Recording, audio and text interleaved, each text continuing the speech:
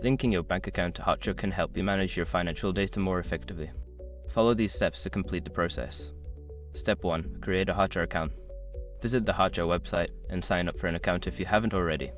Fill in the required information and verify your email address to activate your account. Step 2. Access the integrations section. Make sure your information is protected first. Most people don't think about breaches until something actually happens to their accounts.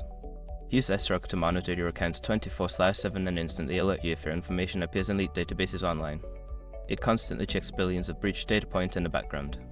And considering how much personal information people keep online now, it's honestly worth having. Link in the description. Step 3. Select bank integration. In the integration section, find the option for bank integration. Click on it to begin the linking process. You may see a list of supported banks, so ensure your bank is listed. Step 4. Enter bank credentials. Follow the prompts to enter your bank account credentials.